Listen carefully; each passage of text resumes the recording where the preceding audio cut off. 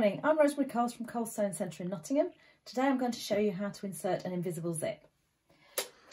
An invisible zip is a zip that looks like this, so it hasn't got the teeth on the top and it just has a little tag. If you just turn it over, you'll see underneath the teeth are underneath, but that's what it looks like from the top.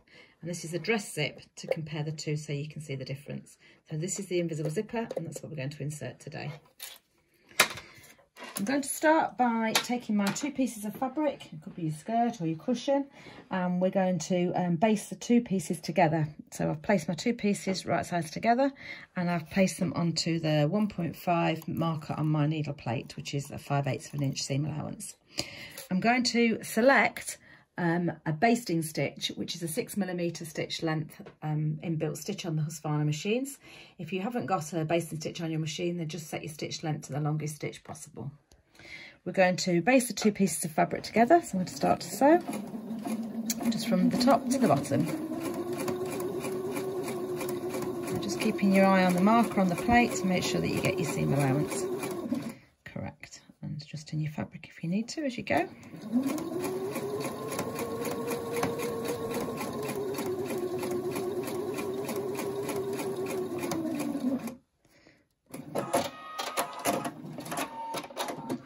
I'm then going to take my fabric and I'm going to just press open my seam allowance. If you were doing this on a garment or a cushion, whatever your project was, I'd take it to the iron and just iron it open, but I'll just finger press it open for this demonstration. I'm going to change my standard sewing foot and I'm going to insert my zipper foot, which is the E foot on the Husqvarna machines. I'm then going to go and use my stitch width button to move the needle position across to the left hand side. That's as far across as it will go. Okay. I'm going to take my invisible zip and I'm going to place it face down, so the tag is facing onto the fabric, and I'm going to place the teeth in the centre of the seam, so it's just covering the seam. I'm then going to fold it over so that I have got my placket of my zip sitting on the seam allowance. So they're not two pieces of fabric, just one piece of fabric, which is the seam allowance. I'm going to just place this underneath the foot, making sure that the zipper tag is out of the way. I'm just going to place this underneath the foot and I'm going to just baste this. So still with the basting stitch, I'm just going to baste it onto the seam allowance. So adjust the fabric, adjust the zip to make sure that the teeth are sitting over the seam. And just baste all the way down to the bottom of the zip.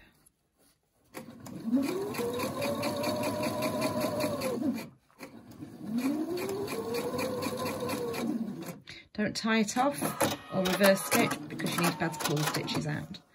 We're then going to turn it round and we're going to do the same thing the other side. So again, I'm just stitching through the seam allowance.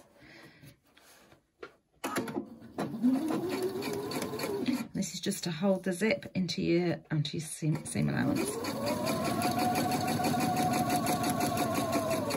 When you get up towards the top, again, just move the zip puller out of the way so that you don't catch it with your needle and break your needle. No reverse stitching, just cut your threads. Our zip is now basted into our fabric, into our seam allowance.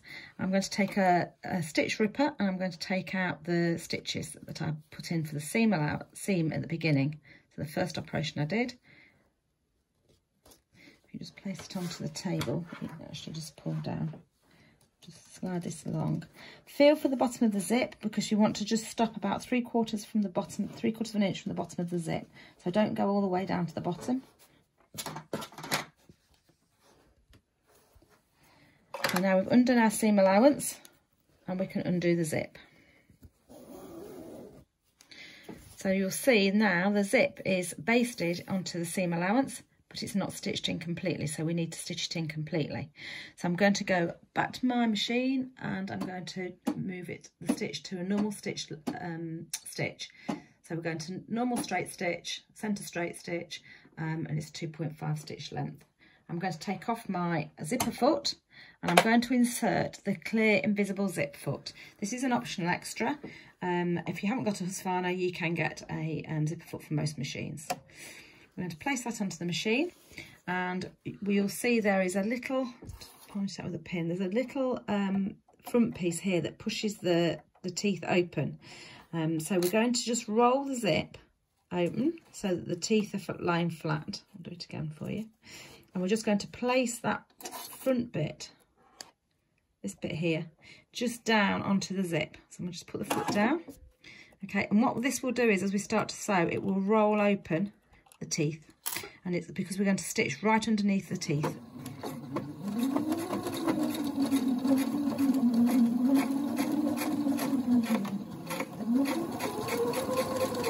Stop so that you can see. So you'll see now that this is sitting here and it's rolling those teeth open.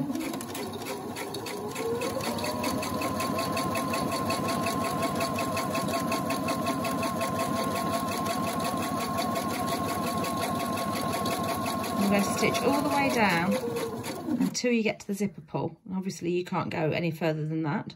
And we are actually now going to tie off as well. So I'm going to tie it off. And I'm going to cut it. Okay, that first side is now in. So if I pull it open, you'll see we've stitched underneath there. And the zip is now stitched in. So I'm going to do the other side in exactly the same way. So we're just stitching down the second side of the zip. And you'll see that the teeth are rolling over, and this little bit here of the foot is pushing the teeth out so that we can stitch underneath. So just like the first side, you start to stitch, the foot will automatically roll the teeth open for you.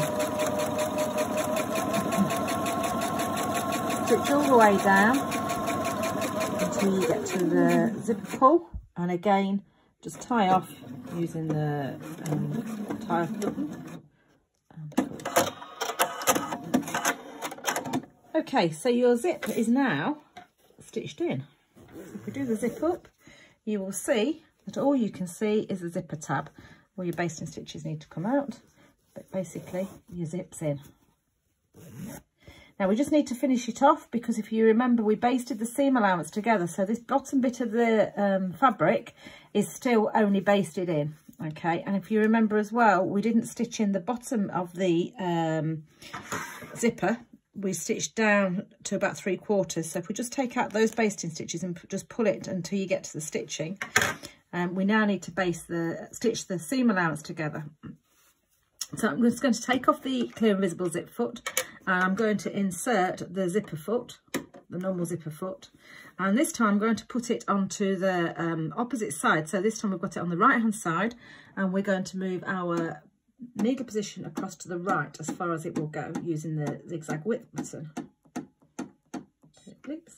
Okay, and we're going to just stitch up where your basting stitches are, which is your 1.5 seam allowance. We're going to just stitch back up seam allowance. I'm leaving my basting stitches in so you can see where I'm stitching, but obviously you would want to take your basting stitches out. But we're going to stitch up the seam allowance. Okay, when you get up towards the zip, if you start to pull the zip out, you will see on the opposite side are the little stitches that we tied off on. So we were aiming to stitch to there, otherwise you're going to have a hole at the bottom of your zip. So we're just going to stitch all the way up until we meet those stitches, and then we're just going to use the tie off button or the reverse stitches, whichever you're going to use, and cut. So now our seam allowance is stitched together properly, and everything's finished. Just turn it over. There's your zip, and there's your seam allowance, all finished. Invisible zip. I hope that's been helpful to you today, and we'll look forward to seeing you again soon. Thank you. Bye-bye.